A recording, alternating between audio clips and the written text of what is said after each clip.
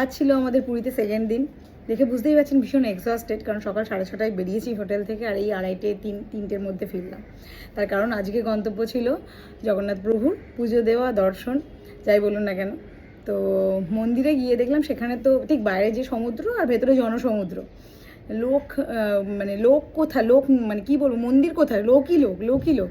মন্দিরের চূড়োটা যদি না থাকতো মন্দির দেখা যেত না, এত লোক। তো যাই হোক, ওখানেও ঢোকারও তো একটা বড় সড়ো একটা গল্প রয়েছে, একটা জেনারেল লাইন, একটা ভিআইপি লাইন, মানে যে টাকা দিতে পারবে বেশি সে খুব ফাস্ট যাবে। যাই হোক, তো আমরা ওই পান্ডা ধরে একটা পান্ডিজিকে ধরেছিলাম, তিনি যে ছেলেদের দিয়েছেন, তবে ছেলেটি ভীষণ ভালো, খুব ভালোভাবে আমাদের দর্শন করিয়েছেন। কারণ প্রথমে যখন গেলাম তখন প্রভুর এক দফার ভোগের টাইম হয়ে গিয়েছিল বলে মন্দির বন্ধ করে দিল, মেন মন্দিরের গেট বন্ধ করে দিল।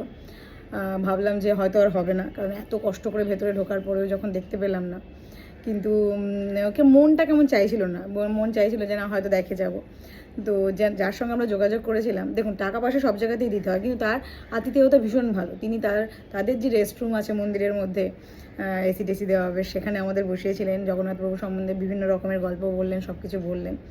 তারপর আমরা 12টার পরে আবার লাইন দিলাম, লাইন মানে আবারও 1 ঘন্টার উপরে লাইন দেওয়ার পর আমরা অসম্ভব ভিড়, মানে জেনারেল লাইনে যেভাবে ঢুকছে সকলে একসঙ্গে, জেনারেল লাইন আর ভিআইপি লাইন একটা জায়গায় গিয়ে মার্জ হয়ে যাচ্ছে।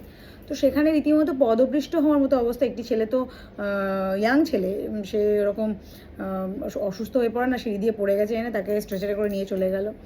তো আমি তো ভীষণ ভয়ে ছিলাম যে এতগুলো মানুষকে নিয়ে ঢুকছি, বাচ্চা রয়েছে, বয়স্ক মানুষ রয়েছে।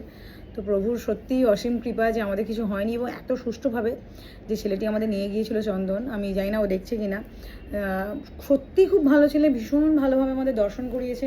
এবং অত কষ্ট করে ভেতরে গিয়ে এত ঘন্টার কষ্টের পর যখন প্রভুর দর্শন পেলাম, তখন সত্যি সত্যি আমার চোখ দিয়ে জল বেরিয়ে এসছে। মানে আমি জানি না, এটা বলে সবাই যে জগন্নাথ প্রভু না টানলে আসা যায় না, তার দর্শন পাওয়া যায় না। পুরীতে এলেও অনেকে দর্শন পায় না, এবং তাদের 3জনের যে শয়নকক্ষ, সেখানে আমরা মাথা ঠেকিয়ে এসেছি। দর্শন বলতে মানে অভাবনীয় আমি দর্শন করেছি, মানে আমরা দর্শন করেছি এত কষ্টের মধ্যেও, এত ভিড় জনসমুদ্রের মধ্যে। তো হ্যাটস অফ ওই ছেলেটি, কারণ ও এমনভাবে আমাদের নিয়ে গেছে। আর সত্যি প্রভুর হয়তো কৃপা আছে, তাই এত বছর পরে এসেও এত সুন্দর দর্শন পেয়েছি। দেখুন সমুদ্র সব জায়গাতেই আছে, সমুদ্র দেখতে আমি আসিনি, আমি জগন্নাথ প্রভুর দর্শন নিতেই এসেছিলাম। তো সেটা খুব ভালোভাবে হয়েছে। প্রভু সকলকে সুস্থ রাখুন, ভালো রাখুন, সবাই ভালো থাকবেন।